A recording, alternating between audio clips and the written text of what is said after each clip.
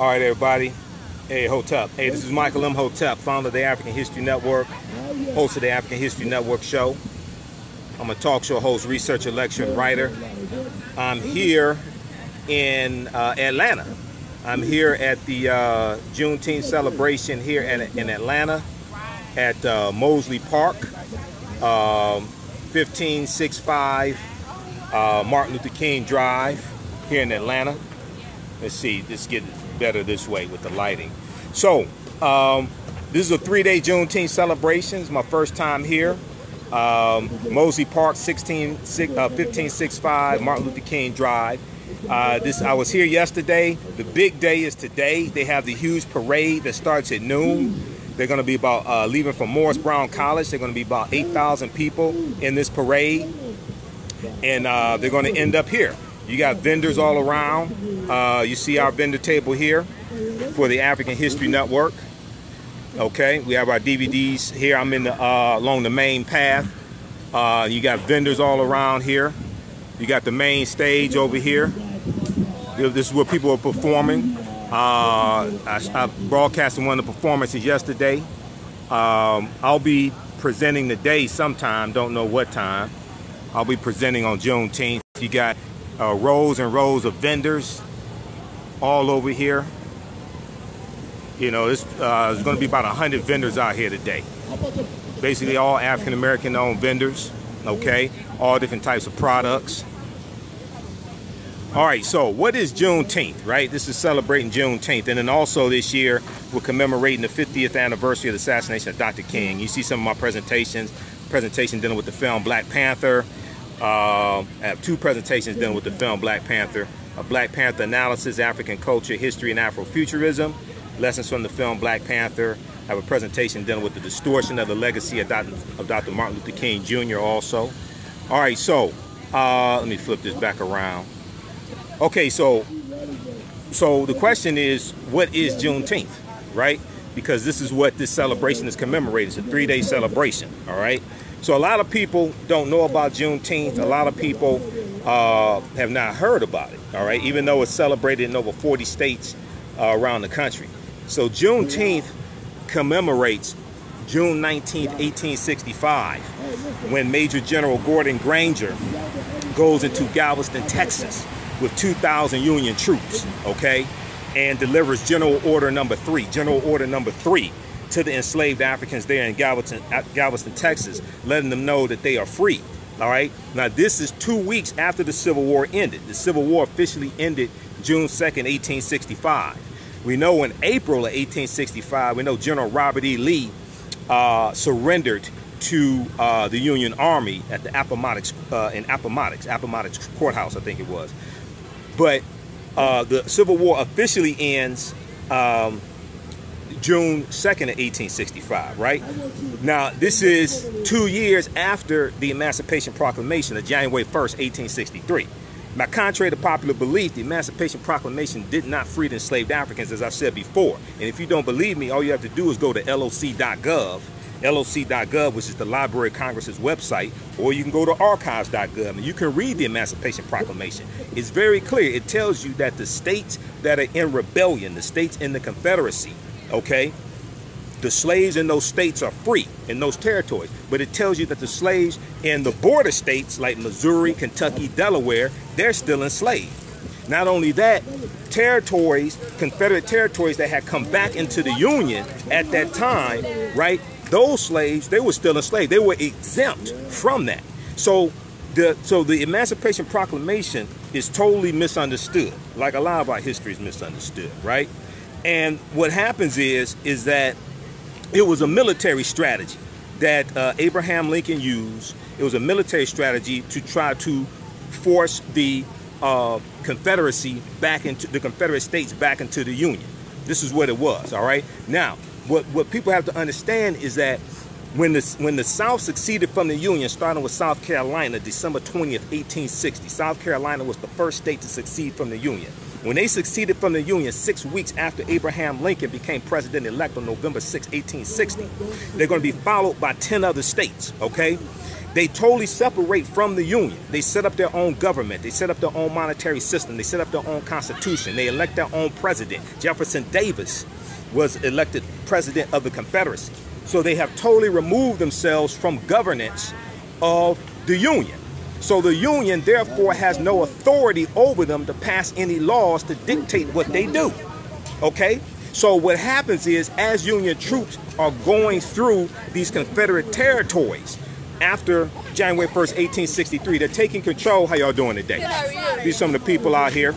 I will broadcast on Facebook Live, but you may not want to be broadcasting. You may not be broadcasting, but I'm doing a presentation right now. I'm doing a presentation. I have 1 million followers on my Facebook page, the African History Network.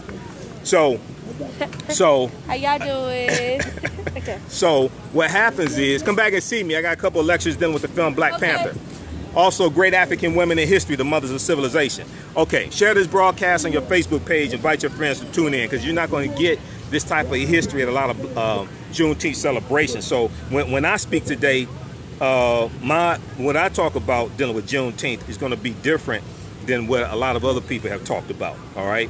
So what happens is that as these Union troops are going through different territories, as they're going through Virginia and things like this, they're taking control of these areas, setting the enslaved Africans free. Some of these people, some of the enslaved Africans, like men, they're going to join up with the Union Army. Some are going to follow the Union Army, okay? Follow them along, all right? Now, but this does not legally free them. This is why 13th Amendment was needed, to legally free the enslaved Africans, which was ratified December 6, 1865, okay, after the Civil War ends, all right? And then the 14th Amendment gives African American citizenship, okay? So we have to understand this. We have to understand this history, because when people talk about the Emancipation Proclamation and think that freed the enslaved Africans, no, it did not, okay? No, it did not, all right? How's everybody doing today? Hey, this is Michael Imhotep. We got Tyrone, Brenda, Sakil, Diane, Shalonda. Now, if you like this type of information, be sure to visit our website, AfricanHistoryNetwork.com, AfricanHistoryNetwork.com. You can order my DVD lectures there, AfricanHistoryNetwork.com. Okay, and then also you can donate to the African History Network as well. PayPal.me/the AHN show. PayPal.me/the AHN show. Okay, and that helps me to travel, because I had to pay my way out here. That helps me to travel, do what I have to do, helps us keep broadcasting, helps us stay on the air, keep bringing you this type of information. All right, so we're out here at the Juneteenth celebration in Atlanta. We're at Mozley Park, 1565 Martin Luther King Drive, 1565 Martin Luther King Drive, okay? It's a 3-day event, Friday, June 15th through Sunday, June 17th. I'm speaking today sometime, don't know what time. When I find out what time, I'll let you all know on Facebook here. I'll let you all know, all right? And let me pin this here. Yeah, when I find out what time, I'll let you all know. But this is celebrating Juneteenth, and this ties right into African history, African American history. And unfortunately, most of our people don't know this history. Most people don't know what Juneteenth was, don't know the date of Juneteenth, okay? June 19th, 1865, all right? Don't understand the Civil War, don't understand the history of slavery, 246 years enslaved, don't understand this. And the people's history and culture teaches them how to deal with the problems of the past and the present and the future to meet the needs of the community. A people's history and culture teaches them how to deal with the problems of the past, in the present, and the future to meet the needs of the community. So if you don't understand the historical events of the past that put you in the predicament you are right now, you won't be able to develop a plan to get out of the problem that you're in, because you don't even understand the nature of the problem. This is what's taking place, okay? And right here you have a lot of talk dealing with the Confederate monuments across the country and whether they should come down or not, right? And in Virginia, you have a fight over this, okay? In Alabama, you have a fight over the Confederate monuments. The governor in Alabama said that I think they actually signed, she actually signed an executive order to prohibit the removal of the Confederate monuments, right? So I have this presentation here, the real story of the Confederate monuments, the real story of the Confederate monuments, the Confederate flag, and why Robert E. Lee was against them, okay?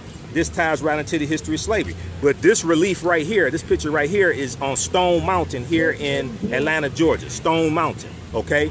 So Stone Mountain is a huge mountain here in Atlanta, and they have a carving, a big carving on the side of the mountain. The carving is of 3 Confederate heroes: General Robert E. Lee, Thomas Stonewall Jackson, and Jefferson Davis, who was the president of the Confederacy. This is this picture here, okay? They're honoring, this exists right now, 2018. If you're in Georgia, you can go see this, Stone Mountain. So they're honoring these Confederate soldiers and generals who took up arms against the Union to fight to keep slavery in place. This is who they're honoring with Stone Mountain. Not only that, they turned Stone Mountain into an amusement park. I've been there. I was there last summer, July of 2017.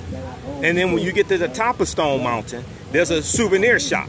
Well, in the souvenir shop, because I went to the souvenir shop, in the souvenir shop, they have this logo of these Confederate soldiers, these Confederate heroes. They have it on basically all their merchandise, their cups, their mugs, their hats, okay? Keychains, all this, honoring these traitors to the Union who fought to enslave African people. So when we look at these Confederate monuments, we got to understand these monuments were erected largely to terrorize African Americans long after the Civil War ends. They weren't erected right after the Civil War ends. The biggest period of time that these Confederate monuments were erected were 1895 to 1915 and 1955 to 1970. They were erected in direct backlash to the Civil Rights Movement. A backlash to Brown versus Board of Education, May 17th, 1954, the Brown versus Board of Education decision, okay? And you start seeing a huge amount of these erected. Also, you're going to see a lot of schools that are going to be renamed after Confederate heroes after Brown versus Board of Education, in opposition to civil rights, in opposition to desegregation. So we have to understand this history. A people's history and culture teaches them how to deal with the problems of the past and the present and the future to meet the needs of the community, okay? And what you do for yourself, what you do to yourself, and what you allow other people to do to you and get away with is based upon what you think about yourself. What you think about yourself is based upon what you have been taught about yourself. What you've been taught about yourself is based upon everything you read, heard, and seen about yourself, okay? So you have Juneteenth celebrations taking place all across the country. Please share this broadcast on your Facebook page, okay, as well. Please share this on your Facebook page, okay? We'll go to some of your comments here in just a minute. And I got to send out an email blast today also. We got Kareem, Abdullah. I hope our people start caring real soon about themselves. Right, well, your history and culture gives you your VIPs, your values, your interests, and your principles. It causes you to care about yourself. It influences your economic empowerment and your political empowerment. They all work together. The history and culture works with the economics and the politics. Michael Kavanaugh said, my urban farm in Toledo is going to use June 19th as our date of establishments. My page, Toledo Jobs Garden, has my progress and the date. I'm building a company that will live after I'm gone. Okay, good job. Willie. All right, how you doing, Willie? All right, Natasha said my high school was named Robert E. Lee in Houston. Yeah, exactly, okay? So those in Atlanta, come on out here, Mozley Park, M-O-Z-L-E-Y, Mozley Park here in Atlanta. We're here Friday, Saturday, and Sunday, the huge Juneteenth celebration. They have the parade starting at noon today at Morris Brown College. Then the parade ends up here. There are going to be about 8,000 people in the parade. There are about 100 vendors out here, African-American owned vendors. We're out here, the African History Network. I'll show you my table again. I have my vendor table set up. You can come and order get some of my DVD presentations. You can also order these presentations at AfricanHistoryNetwork.com. So you see my banner, Great Black Women in History, AfricanHistoryNetwork.com. See some of my presentations. We got the racist history of the white national anthem and the Pledge of Allegiance. We have some of the presentations discounted today for the event. We got a Black Panther analysis, African culture, history, and Afrofuturism. Lessons from the film Black Panther, economic guerrilla warfare, political self-defense, and how to Wakanda to vote. Okay. Got my presentation dealing with the Black Wall Street also in Tulsa, Oklahoma. All right, so look, we got to get out of here. Hey, remember at the African History Network, we focus on educating, empowering, and inspiring people of African descent. Talk to you next time. Peace.